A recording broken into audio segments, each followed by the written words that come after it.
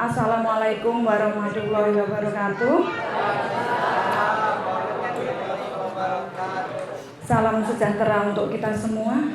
Shalom, Om Swastiastu, Namo Buddhaya, salam kebajikan. Dan kita semua yang hadir saat ini adalah orang-orang yang berbahagia. Mohon maaf Bapak Ibu, ini sedikit terlambat karena ganti baju cari yang ada sarungnya ini tadi. Terima kasih Bapak Ibu berkenan hadir pada siang hari ini.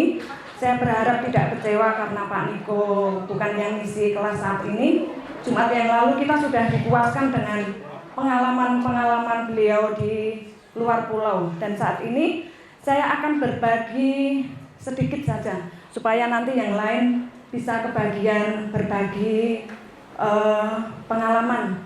Saya beri judul menjadi berharga itu bukan karena penilaian orang, tapi karena kita menghargai, mengenal diri kita pribadi.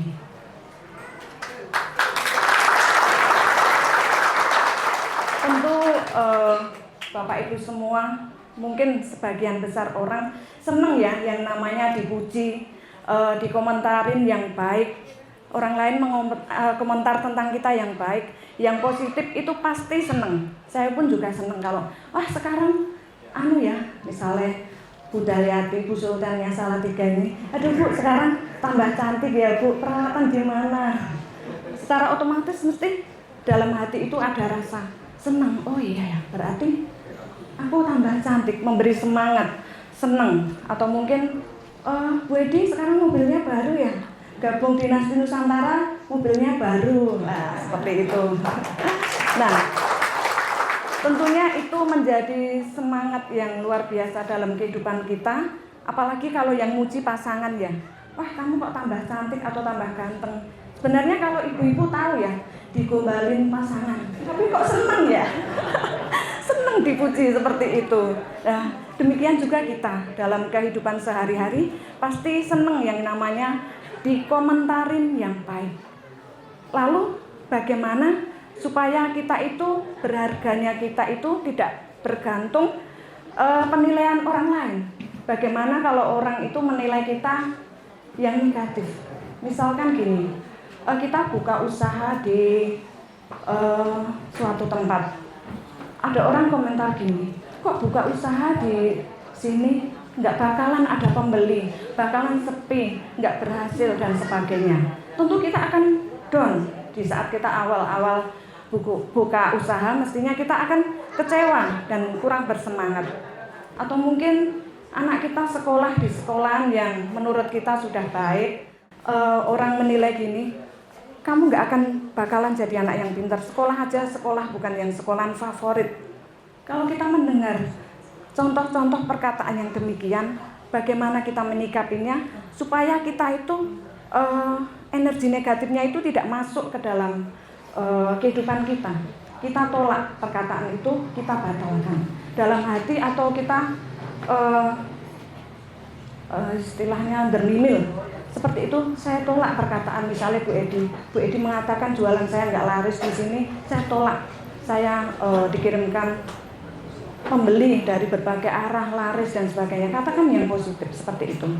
Nah, kalau kita menyikapi yang buruk itu, kita masukkan dalam pikiran, masukkan dalam hati, kemudian tumbuh dalam hati kita itu menjadi energi yang negatif, itu akan terjadi dalam kehidupan kita itu hal yang negatif.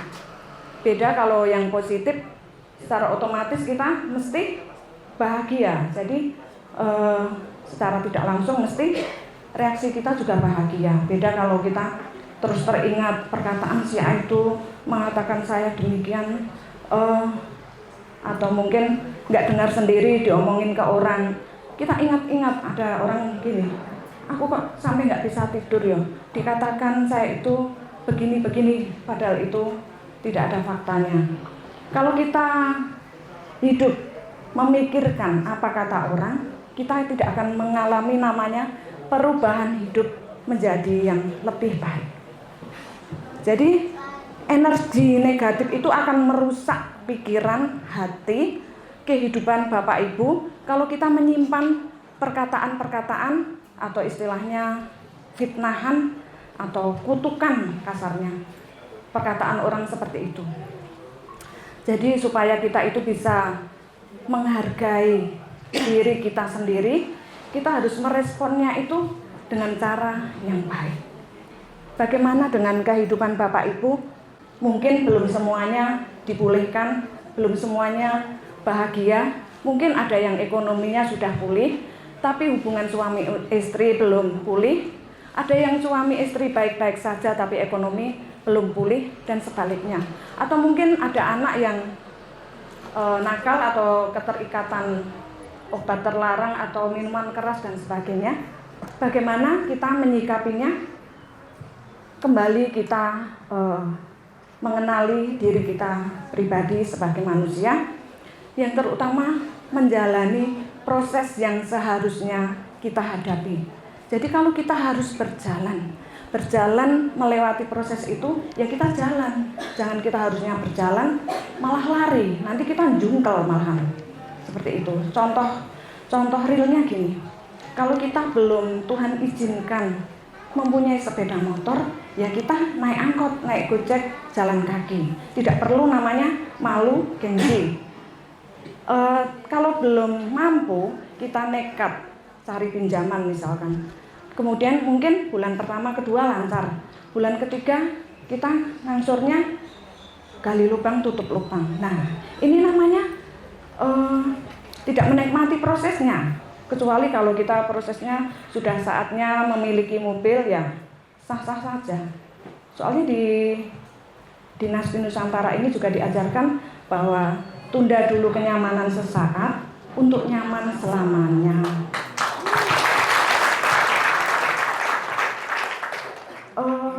Banyak hal yang beberapa orang saya lihat demikian, harusnya jalan tapi sudah lari, akhirnya jungkel. Nah, seperti itu. Nah,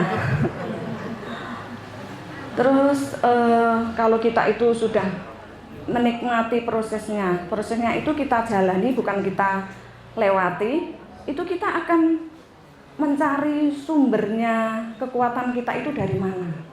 Memang intinya kebahagiaan, keberhargaan manusia itu sumbernya itu kita dapat dari semesta, dari Tuhan. Kalau nomor satu kita itu mempunyai hubungan yang intim dengan Tuhan, artinya kita itu mengenal siapa Tuhan kita, mengenal dengan benar, dengan baik, secara otomatis kita melewati, menjalani proses itu dengan baik, sesuai dengan pimpinan dan kekuatan yang Tuhan berikan, bukan dengan kekuatan kita sendiri. Seperti itu. Kalau kita sudah intim dengan Tuhan, mengenal Tuhan, oh iya Tuhan itu kaya, semesta itu sediakan segala sesuatu, berikan yang terbaik. Secara otomatis apa yang kita jalani, yang kita dapatkan itu semuanya baik adanya kalau kita tidak melawan kehendak Tuhan. Bukan kehendak kita yang terjadi, tetapi kehendak Tuhan. Kalau orang Jawa bilang manut kersaning Gusti, seperti itu. Nah, terkadang kita itu baru diproses, baru mau dipulihkan sedikit gitu, serodok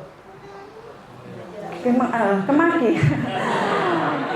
Jadi terus akhirnya udah dinasehati Pak Niko, kamu harusnya gini-gini. Terus akhirnya jungkel itu, terus datang lagi, nanti ngulang lagi. Ada beberapa yang seperti itu. Ya memang kita tidak memaksa sih. Itu kebahagiaan itu pilihan dan kita yang menciptakan. Susah ya, kita sendiri yang bikin seperti itu. Nah, ada seorang ibu itu gini, saya melihat seorang wanita, seorang ibu itu orangnya rajin bekerja sebagai ibu rumah tangga, tidak punya pembantu, apapun itu dikerjakan sendiri sampai punya anak satu, dan anak yang kedua masih di kandungan, itu masih rajin melakukan aktivitas sebagai ibu rumah tangga. Kalau kita melihat itu, aduh kok rajin banget, bangun pagi-pagi masak, melakukan semuanya sendiri. Nah, di sisi lain kita melihat kekaguman akan sosok wanita ini. Ternyata dia mengeluh ada ketidakpuasan dalam hatinya. Kenapa? Dalam sela-sela kehidupan sebagai ibu rumah tangga, dia itu mengingat masa lalu, bagaimana bekerja, mempunyai penghasilan sendiri, bisa beli ini itu, bisa berpenampilan begini begitu. Seperti itu terus dia pikirkan dalam proses kehidupan sehari-hari, akhirnya tertanam dalam pikiran, dalam hati, dalam kehidupan, dan mempengaruhi kehidupannya sehingga menjadi wanita yang sensitif, emosional, dan mudah tersinggung. Nah, ini setelah saya pelajari, saya mencoba dari hati ke hati, ternyata begini Bapak Ibu. Dia itu tidak menjalani prosesnya Tuhan. Kalau memang kita sudah diizinkan mempunyai pasangan, suami tidak mengizinkan bekerja, ya kita harus terima, kita harus bersyukur. Karena menurut saya tidak semua wanita itu diizinkan Tuhan menjadi ibu dan istri. Tidak semua orang. Jadi itu menurut saya suatu anugerah yang luar biasa. Saya kasih tahu seperti itu. Ada yang memiliki pasangan belum diizinkan Tuhan punya anak. Bahkan suami tidak benar atau istilahnya selingkuh seperti itu. Jadi ada banyak masalah dalam kehidupan kita itu pada umumnya. Cuma bagaimana caranya kita itu supaya bisa melewati semua itu dengan kebahagiaan, dengan tuntunan Tuhan. Yaitu kita terima, kita sadari. Jadi kalau kita itu sadar, memiliki kesadaran bahwa itulah saya, itulah wanita itu harus menjadi ibu, istri, dan wanita. Jadi harus diterima kenyataan seperti itu. Setelah saya ingatkan seperti itu, kita harus menyadari akan hal itu posisinya. Kemudian sadar bahwa kembali kepada Tuhan, mengucap syukur bahwa apa yang diberikan Tuhan itu sebenarnya tentang ibu, menjadi ibu yang punya anak atau ibu belum punya anak, itu semuanya sudah direncanakan Tuhan. Apapun yang direncanakan Tuhan itu baik adanya, seperti itu. Kemudian setelah dia menyadari akan hal itu, sadar akan posisinya sebagai ibu dan istri dan sebagai penolong, bahkan penolong itu tentunya lebih kuat dari yang ditolong, karena istri itu adalah penolong bagi suami.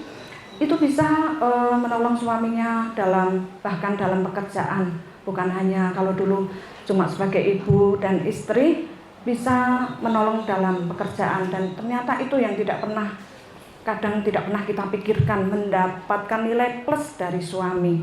Jadi bukan hanya melulu sebagai ibu dan istri, tapi juga bisa menjadi partner kerja yang bijak. Nah, jadi Bapak Ibu yang terkasih, perlunya kita itu, kenapa saya sampaikan bahwa kuncinya itu adalah hubungan intim kita dengan Tuhan. Karena di saat kita itu punya hubungan yang baik dengan Tuhan, kita itu mesti mendapatkan hikmat. Hikmat itu artinya, oh ya, kita harus melangkah seperti apa. Kadang ditunjukkan lewat orang lain, oh kamu harus melakukan ini, kamu tidak boleh melakukan itu, seperti itu. Karena sumber-sumbernya kekuatan pertolongan itu ya semesta, ya Tuhan itu. Kalau manusia boleh memberi jalan keluar, solusi, tapi kan kadang tidak pas, tidak sesuai yang kita harapkan kalau istilahnya belum waktunya mendapatkan pertolongan seperti itu. Kalau kita sudah mengenali diri kita pribadi, kita mengenal Tuhan, secara otomatis kita itu juga merawat, menghargai diri kita sendiri. Karena banyak hal, banyak ibu-ibu, kalau saya itu juga punya teman yang ada yang langsing, ada yang gemuk, ada yang obesitas, seperti itu. Terkadang karena dengan kasih, ya kan Bu Edi, kita itu menegur teman itu dengan kasih. Maksudnya kalau makan jangan sembarangan. Itu ya ada yang rotok ngambek gitu. Ya memang aku tuh gendut, wes elek, potongku gede. Seperti itu, sampai kita ketawa-ketawa ya Bu. Kalau Bu Edi ini, puji Tuhan, alhamdulillah berkat olahraga jadi langsing. Karena rajin lenden ini, dulu saya ngajak Bu Edi itu, yang ngajak ini cuma seminggu 2 kali, ini yang diajak seminggu 5 kali nih. Makanya sekarang langsing, awet muda, dan kelihatan tambah bahagia. Jadi gitu Bapak Ibu, kalau kita itu tidak memikirkan apa kata orang. Ngapain kita mikirkan kata orang ya, orang mau ngomong apa?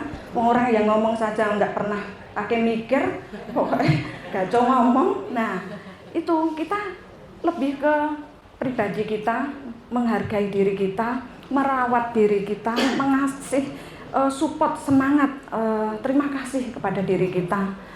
Kalau dulu saya bilang, kalau pagi ngaca, saya semangati diri sendiri, saya adalah wanita yang cantik, sehat, cerdas, bahagia, dan sebagainya. Seperti itu, senang, itu akan mengalir ke tubuh kita, memberikan semangat, memberikan sesuatu yang beda dalam menjalani kehidupan sepanjang hari ini. Beda kalau kita, aduh bangun pagi, aku mumet banget, utangku urung bayar, dan sebagainya.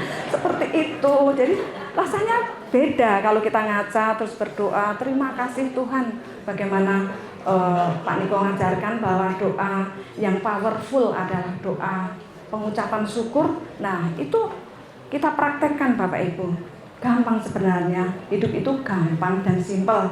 Sebenarnya yang bikin kita ruwet, banyak masalah itu sebenarnya diri kita sendiri. Seperti itu. Nah, bukan berarti saya dan Pak Niko itu juga tidak ada masalah. Cuma ya caranya merespon masalah itu bagaimana kita meresponnya, sisi baiknya. Jadi tidak semakin terpuruk, tapi kita malah mendapatkan jalan keluar. Seperti itu. Nah, kalau sudah kita menghargai diri sendiri, mengenal diri kita sendiri, tentunya kalau kita butuh olahraga, ya ayo kita olahraga gitu Bu, Bapak Ibu. Meskipun sudah usia senja, olahraga itu nggak perlu yang berat-berat, jalan kaki itu juga olahraga. Syukur-syukur senam itu bikin happy loh Bu, itu dari dalam hati, dari pikiran itu mikir, jadi kita nggak gampang pikun, ngitung gitu, jadi kita tambah seneng istilahnya, ya Bu ya. Jadi kita tambah seneng, happy, ketemu teman-teman. Kalau kita pengen kumpul teman ya kita lakukan, menjaga sebisa mungkin ya olahraga, menjaga pola makan, menjaga istirahat. Kalau kita istirahat ya tidur yang berkualitas, kita nikmati waktu-waktu yang ada bersama pasangan, kita manfaatkan dengan baik, bukan dengan bertengkar ya, seperti itu. Jadi kalau kesadaran selalu ada, siapa diri kita, siapa pencipta kita, bagaimana Tuhan kita, itu enak Bapak Ibu. Kita bagaimanapun ada orang mau ngomong apa, enak. Pernah pas mau kelas gini, ini ada seorang bapak itu ya, anggota Dinasti Nusantara, manggil saya gini, Bu, saya mau bicara sebentar. Iya, gimana Pak? Oh, saya itu difitnah orang loh Bu. Oh iya toh, saya bilang gitu. Enggak, Pak Niko sama Bu Niko juga difitnah orang. Oh gitu, enggak apa-apa Pak, saya senyumin aja, saya bilang gitu. Mungkin pikirannya biar gini, Pak yang fitnah saya siapa? Difitnah apa? Nah, ternyata saya cuma gitu, saya senyumin aja Pak, terima kasih, puji Tuhan. Alhamdulillah ada yang fitnah saya dan Pak Niko. Seperti itu, sampai sekarang kalau WA atau ketemu saya, WA terkadang saya sampai gimana ya, mau bales itu males, soalnya mau istilahnya mancing supaya dia cerita gitu loh, seperti itu. Jadi yang kayak gitu itu sebisa mungkin kita jaga, jangan sampai ya bukannya kita harus bergaul dengan orang yang baik-baik semua, itu enggak. Jangan sampai kita terpengaruh, jangan sampai terus kita mikir, kayak fitnah aku apa ya, apa sok tak tanya ya. Jangan sampai seperti itu. Biar aja itu segala sesuatu yang negatif itu bukan dari Tuhan, dan pasti kalau kita itu berpikiran positif, Tuhan itu sanggup mengubah rekayasa manusia yang jahat, diubahkan Tuhan dengan kebaikan. Bapak Ibu yang terkasih, kalau kita sudah mengenal Tuhan kita, pribadi kita, tentunya kalau bukan olahraga dan makan, kita juga perlu merawat diri. Kalau ibu-ibu perlu ke salon, perlu skincare ya silahkan dirawat. Bapak-bapak juga perlu ngasih uang untuk ibu-ibu perawatan.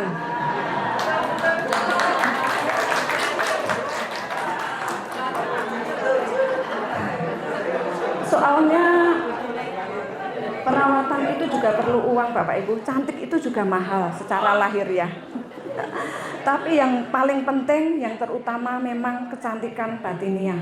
Percuma kita merawat diri di luar, tapi batin kita, hubungan kita dengan Tuhan, hubungan dengan suami, dengan anak, tidak terjalin dengan baik, itu kita nggak cerita pun orang sudah bisa menilai bagaimana kecantikan batiniah kita seperti apa. Itu yang paling penting. Tapi kecantikan lahir juga perlu. Kalau bapak ibu kan mesti ya seneng kalau pergi istrinya cantik, mesti kalau ketemu teman sekolah istrinya cantik ya, awet muda, nah apa nggak seneng seperti itu. Beda kalau bapak-bapak nggak mau ngasih uang untuk ibu-ibu perawatan, pakai terigu ya Pak. Seperti itu. Jadi juga harus ada dipikirkan seperti itu. Jadi semuanya itu harus seimbang, harus jalan seimbang. Ya bukan ibu-ibu saja yang ke skincare perawatan ya, bapak-bapak juga perlu. Seperti itu. Nah, kalau sudah menghargai diri sendiri itu tanpa mendengarkan apa kata orang, secara otomatis kita mendengarkan apa kata Tuhan. Tuhan bilang apa ya kita lakukan, apa yang menjadi perintah Tuhan.